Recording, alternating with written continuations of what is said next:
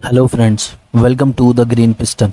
आज की इस वीडियो में हम लोग बात करने वाले हैं न्यू ड्यूक 390 के बारे में।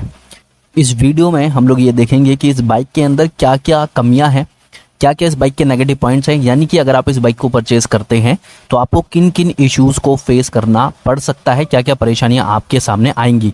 तो अगर आप इस बाइक को इन फ्यूचर परचेज करना चाहते हैं तो ये वीडियो आपके लिए है।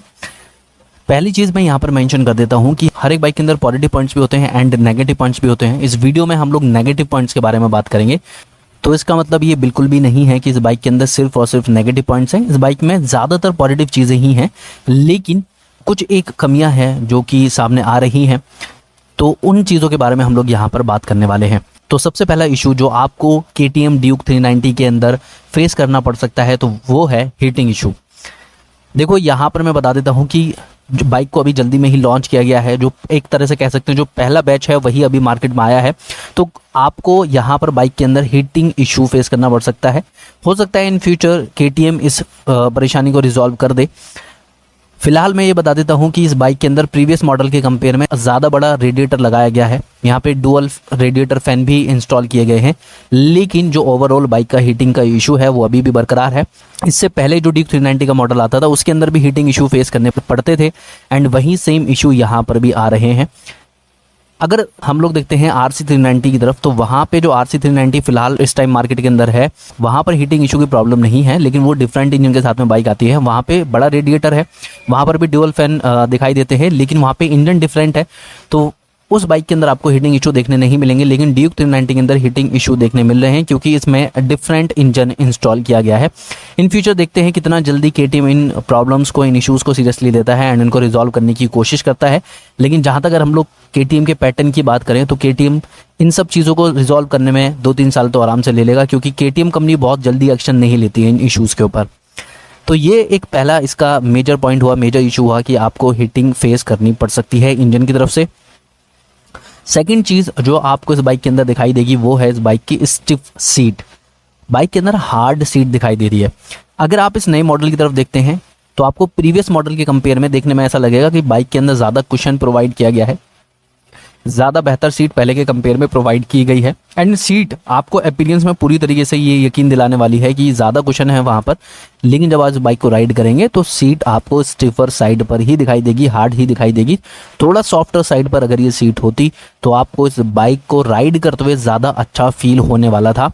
मैं ये बता देता हूँ कि अगर आप इस बाइक से लॉन्ग राइड करते हैं तो ये सीट आपको परेशान करने वाली है। नॉर्मली अगर आप सिटी राइड करेंगे, थोड़े बहुत स्टेज पे अगर आपने जाना है 10 किलोमीटर, 15 किलोमीटर, 20 किलोमीटर तक अगर आपने राइड करना है तो हो सकता है आपके लिए वो परेशानी ना हो, लेकिन जाम के अंदर स्पेशली या फिर लॉन्ग राइड के टाइम पर ये सीट आपको परेशान करने वाली है। देखो, एक चीज़ मैं यहाँ पर बता देता हूँ कि अगर आप इसके अंदर कुशन ऐड करवा लोगे तो आपकी परेशानी सॉल्व हो जाएगी। लेकिन यहाँ हम लोग बात कर रहे हैं उस टाइम जो कंपनी से बिल्ट यूनिट आती है उसके बारे में, कि वहाँ पे आपको जो सीट है वो कंफर्टेबल नहीं नज़र आने वाली है। अभी भी आपको यहाँ पर स्टिफर सीट ही नज़र आएगी। ये इस बाइक का सेकंड इशू है जो आपको फेस करना पड़ सकता है। थर्ड इशू की अगर हम लोग बात करते हैं तो वो है सीट हाइट। आपको न्यू ड्यूक 390 के अंदर 800 mm की सीट हाइट मिलती है, जो कि मैं बता देता हूँ कि अगर आपकी हाइट 5'4" के अराउंड है तो आप आराम से इस बाइक को राइड कर सकते हैं। और साथ ही अगर आपकी हाइट 5'8", 5'9" के अराउंड है तो आप आराम से इस बाइक को राइड कर पाएंगे। लेकिन अगर आपकी हाइट इससे ज़्यादा है तो आपको सीट हाइट की तरफ से कुछ इश्यूज फेस करने पड़ सकते हैं। स्पेशली अगर आपकी हाइट 6 फीट के अराउंड है तो आपको एक तो सीट हाइट की तरफ से ये इशू फेस करना पड़ेगा कि आपको थोड़ा कम लगेगी बाइक। लेकिन ये इतना बड़ी परेशानी की बात नहीं है कि चलो ठीक है आपके पैर आराम से नीचे ज़मीन पर आ रहे हैं।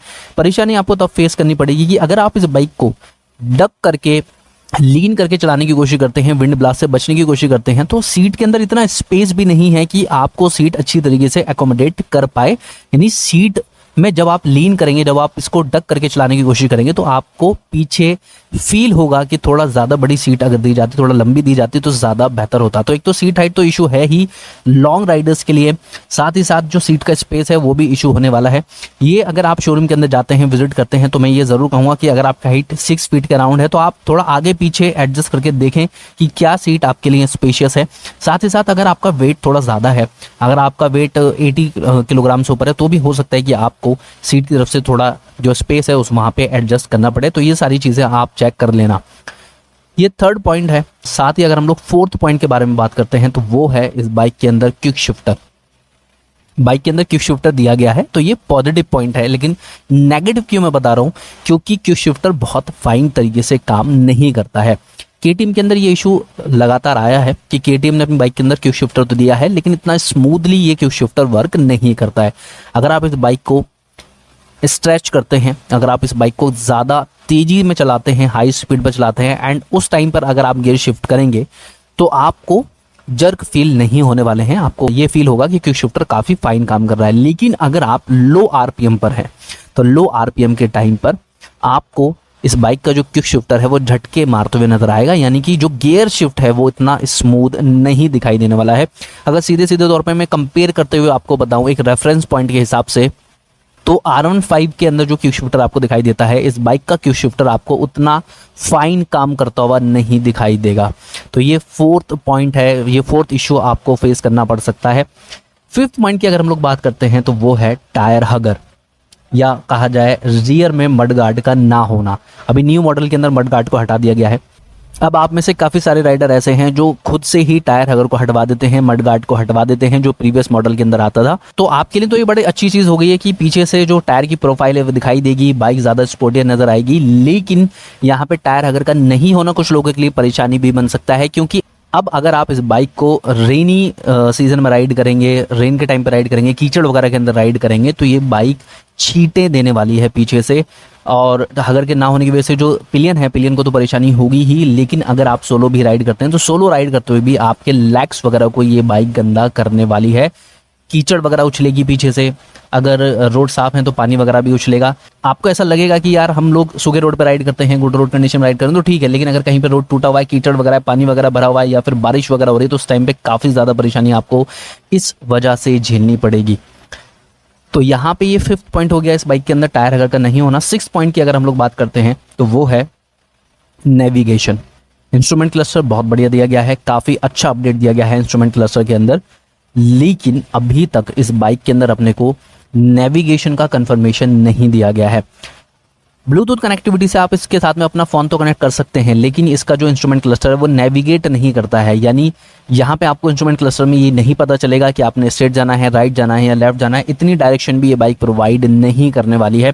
इवन अगर हम लोग देखते हैं रॉयल एनफील्ड जैसी कंपनी की तरफ, तो वहाँ पर भी आपको ट्रिपल नेविगेशन दिखाई देता है, जो कि नेविगेट करता है कि आपने राइट, लेफ्ट या स्ट्रेट जाना है। तो वहाँ पर कम से कम एक आइडिया रहता है कि आपने कब टर्न करना है, लेकिन यहाँ पर इस तरह का कोई आइडिया भी आपको फिलहाल नहीं दिखने वाला है। हो सकता है कि केटीएम इन फ्यूचर इसके अंदर उस फीचर को ऐड कर दे, लेकिन अभी तक वो फीचर यहाँ पर नहीं है। यानी कि आपको ऑन द गो नेविगेशन नहीं दिखाई देगा। अभी भी आपको अपने फ़ोन के अंदर ही फ़ोन माउंट लगाकर देखना पड़ेगा गूगल मैप को, जो कि मैं कहूँगा कि यहाँ होना चाहिए था। इस कैटेगरी की जो बाइक है वहाँ पर दिख रहा है एटलीस्ट सिंपल नेविगेशन ही देते, लेकिन देना ज़रूर चाहिए था, लेकिन ऐसा कुछ भी अभी तक यहाँ पर आपको नहीं दिखाई देने वाला है। ये सिक्स्थ पॉइंट है। एंड अगर हम लोग बात करते हैं सेवंथ पॉइंट की, तो वो है इस बाइक के वाइब्रेशन।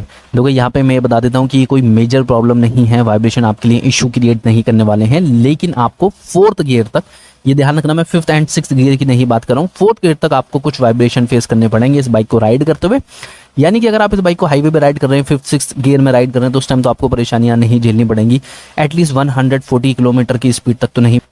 माइल्ड वाइब्रेशन है, लेकिन अभी भी इस बाइक के अंदर आपको वाइब्रेशन दिखाई देने वाले हैं। ऐसा नहीं है कि आपको पूरी तरीके से कि स्मूथ एक्सपीरियंस से बाइक प्रोवाइड करेगी, यानी कि आपको इसके लिए भी तैयार रहना है। ऐसा नहीं है कि आप एक बार बाइक परचेज कर लें, उसके बाद में जब आपको वाइब्रेशन फेस करने पड़े तो आपको डिसअपॉइंटमेंट हो। तो ये 7 मैंने कुछ पॉइंट्स बताए थे जो आपको ध्यान रखने चाहिए अगर आप इस बाइक को परचेज करना चाहते हैं, कि ऐसा ना हो कि इन फ्यूचर बाइक को परचेज करने के बाद में आपको ऐसा लगे कि यार ये चीज़ पहले पता होती तो हम इस बाइक को परचेज नहीं करते। एंड साथ ही साथ मैं यहाँ पर एक चीज़ ज़रूर मैंशन कर देता हूँ वीडियो के लास्ट में, कि अगर आप इस बाइक को परचेज करना चाहते हैं तो इसको एक बार टेस्ट राइड करके ज़रूर देखें। साथ ही अगर आप ड्यूक 390 का एक कंप्लीट रिव्यू वीडियो देखना चाहते हैं तो आपको इसी चैनल के ऊपर वो वीडियो दिखाई दे जाएगा। एंड साथ ही साथ अगर आप ड्यूक 390 का दूसरी बाइक के साथ में कंपैरिजन वीडियो देखना चाहते हैं तो वो वीडियोस भी आपको इसी चैनल के ऊपर दिखाई दे जाएंगे। हो सका तो मैं आई बटन के अंदर लिंक प्रोवाइड कर दूंगा, आप वहां जाकर वीडियोस को चेकआउट कर सकते हैं। अब देखो, मैं एक चीज़ यहाँ मेंशन कर देता हूँ कि ओवरऑल अगर हम लोग इस बाइक की तरफ देखते हैं तो बाइक अभी भी आपको वैल्यू फॉर मनी ही नज़र आने वाली है। केटीएम ने काफ़ी सही तरीके से बाइक को डिज़ाइन किया है, लेकिन हर एक प्रोडक्ट के अंदर, चाहे वो बाइक है, चाहे वो कार है या दूसरे प्रोडक्ट्स भी है, सभी के अंदर कुछ नेगेटिव चीज़ें, कुछ पॉजिटिव चीज़ें होती हैं। एंड इस बाइक के अंदर आपको ओवरऑल जो चीज़ें हैं वो पॉजिटिव साइड पर ही दिखाई देंगी। यानी बाइक अभी भी वैल्यू फॉर मनी है, लेकिन ये जो इश्यूज़ मैंने बताए हैं ये आप अपने दिमाग में रख कर चलें। अगर आप टेस्ट राइड करते हैं तो हो सकता है कुछ एक इश्यूज़ आपको यहाँ पर फील हो भी जाएंगे, तो उन सारी चीज़ों को कंसीडर करते हुए उसके हिसाब से ही आपने अपना डिसीजन लेना है। तो फिलहाल इस वीडियो में सिर्फ इतना ही। मिलते हैं नेक्स्ट वीडियो में किसी और चीज़ के बारे में बात करते हुए।